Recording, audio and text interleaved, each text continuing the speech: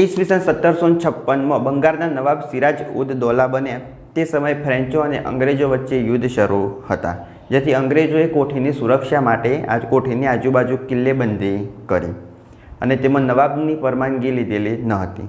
તેથી નવાબ સિરાજ ઉદ દૌલાએ ત્યાં આગળ સૈન્ય કાર્યવાહી કરી અને 146 લોકોને બંદી બનાવી એક કાર કોઠરીમાં પૂરી દીધા. અંગ્રેજ અધિકારી રોબર્ટ ક્લાઇવને આ વાતની જાણ થતાં રોબર્ટ ક્લાઇવ અને સિરાજ ઉદ દૌલા વચ્ચે એક સંધિ થઈ. આ સંધિ અનુસાર 146 લોકોને છોડવાનો નિર્ણય લેવામાં આવ્યો.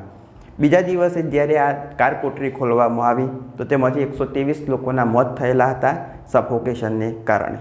માત્ર 23 લોકો જીવતા હતા. આ જે ઘટના બની એ 20 જૂન 1756ના દિવસે બનેલી હતી. મનોમન રોબર્ટ ક્લાઇવ દ્વારા નક્કી કરી લેવામાં આવ્યું કે આ જે 123 અંગ્રેજોના મોત થયા એનો બદલો સિરાજ ઉદ દૌલા સાથે લેવામાં આવશે. 23 જૂન 1757ના દિવસે રોબર્ટ ક્લાઇવ અને સિરાજ ઉદ દૌલા વચ્ચે પ્લાસીનું યુદ્ધ થાય છે. આ પ્લાસીના યુદ્ધમાં રોબર્ટ ક્લાઇવની જીત થઈ, જેના પાછળનું મુખ્ય કારણ એ હતું કે સિરાજ ઉદ દૌલાનો જે સેનાપતિ હતો મીર જાફર એને રોબર્ટ ક્લાઇવ દ્વારા ફોડી નાખવામાં આવેલો હતો. રોબર્ટ ક્લાઇવ દ્વારા એને ઓફર આપવામાં આવેલી હતી કે જો તે આ યુદ્ધ દરમિયાન રોબર્ટ ક્લાઇવને મદદ કરશે તો એને બંગાળનું નવાબ બનાવવામાં આવશે. જેથી એક બાજુ સિરાજ ઉદ દૌલાનું 30,000નું લશ્કર હતું, જ્યારે બીજી બાજુ રોબર્ટ ક્લાઇવનું માત્ર 3,000નું લશ્કર હતું. તો પણ રોબર્ટ ક્લાઇવની પ્લાસીના યુદ્ધમાં જીત થાય છે.